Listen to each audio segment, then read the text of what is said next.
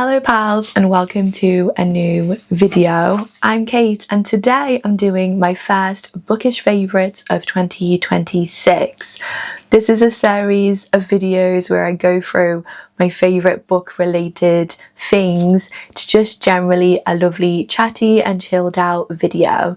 Naturally I have a cup of coffee, so let's go ahead and get started. Right, first up is a book cover vase, which you can kind of see, but I'll bring a little bit closer as a little reward gift to myself for rereading all of Jane Austen's novels last year for her 250th birthday, and making the ranking video, which I'll link down below, of my favourites to least favourite. I said all year that I would buy myself this book cover vase, which I've had my eye on for such a long time. It's Pride and Prejudice on the front of the cover, and then it has a quote from the novel on the back. Currently full of daffodils, as we're in daffodil season here in the UK.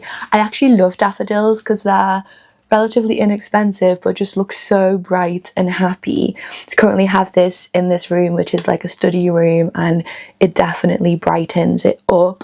I do also have a second Austen related thing, which is a Folio Society set, which I liberated from my mum's library collection. My mum isn't really a big Jane Austen fan, but she did have this gorgeous folio set of all of the novels in this beautiful like grey and gold. I don't know if you can see that. It's absolutely stunning. It has the shorter works and then all of the novels. I absolutely adore this, and I've had my eye on it for literally years, so I'm really happy to have this. Next up on the list is an audiobook that I've listened to recently, and it is a Michael Kitchen narrated version of Wuthering Heights. I will put the edition up here. I have somewhat of a checkered history with Wuthering Heights, but I did want to listen to it ahead of watching the film. As I'm filming this, the film was released about 2 days ago, so I haven't seen it just yet, but I thoroughly enjoyed this audiobook, and I've tried previously to listen to two different versions of Wuthering Heights on audiobook, one narrated by Joanna Froggatt from Downton Abbey and one by Juliet Stevenson. I gave up both of those because the narration really wasn't for me, so I really struggled to find an audiobook of Wuthering Heights that I actually like. This one I actually really enjoyed because it's relatively understated, but it does have dramatic effect, and also the Yorkshire accents in this are pretty decent, and I do always like to pass on when I find a good audiobook version of a novel. For anyone in the UK, the narrator of this plays Detective Chief Superintendent Foyle in Foyle's War. It is a little bit odd if you're familiar with that TV series. I love it. It is a little bit odd when you first start because I link his voice so much with that role. I found that after a couple of hours, that goes away and you just get really into it. And actually he's a fantastic narrator, but that is worth bearing in mind. I'll be talking more about my reread of Wuthering Heights in a wrap-up at the end of February. I took a few weeks off YouTube to deal with a family health emergency, but I have carried on reading during that time, and I do have some really good books to talk about, so I'm quite excited for that video. That brings me quite nicely on to my next favourite, which is having old, faithful, reliable authors to read when you have quite a lot going on. I will go into more detail on these in a wrap-up. I wanted to flag two authors who I've read a fair bit from in the past and who I absolutely adore, and who have just been the most perfect people to head to while I've been travelling around and doing bits and pieces. I mentioned in one of my January videos that I really wanted to get to this, and I have read it, which is American Wife. I wanted to mention Curtis Sittenfeld because this is maybe the fourth or fifth novel I've read from her, and I completely trust her to give me a good book. Everything that I've read from her I have thoroughly enjoyed. My favourite before I read this one was Prep, but I think that this is now top of the pile. This is a fictionalized account of, I think, Laura Bush. I absolutely adored this. It's fairly lengthy, but it held my attention.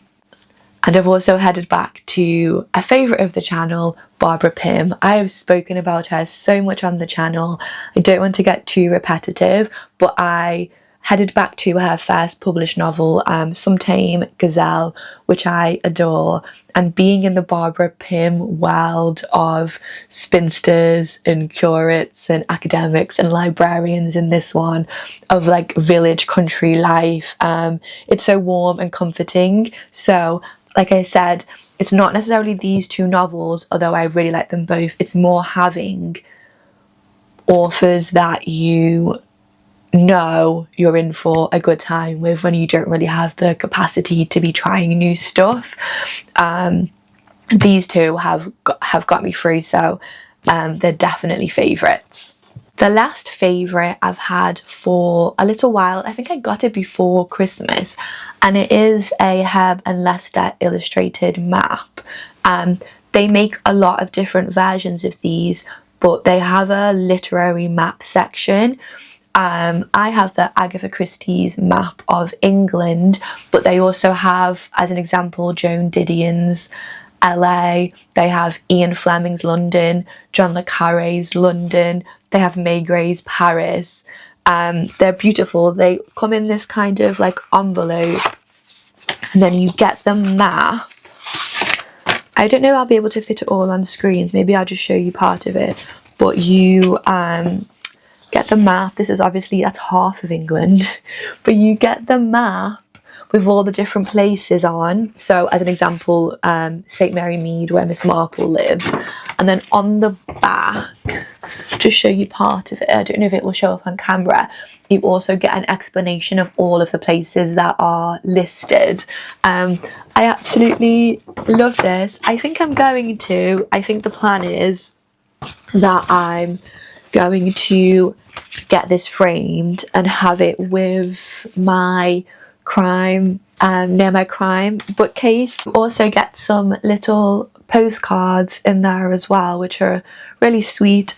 I bought this for myself because I love Agatha Christie, and I love all of the different places that kind of her novels are set, especially the ones on like Exmoor and Devon, the ones in London. But these would make like really beautiful gifts. So yeah, I was just really impressed with this. And I think every map has a different person who researches the places on it. There's a PG Woodhouse one, and I think every researcher is an expert to that author. They also have maps for different places around the world, non-literary ones like pop culture or music. I think they're a really interesting company. Right, that's it for today. As ever, I would love to hear from you in the comments. It always makes my day. I always love to hear what you're reading as well. And I will see you all in the next video. Bye!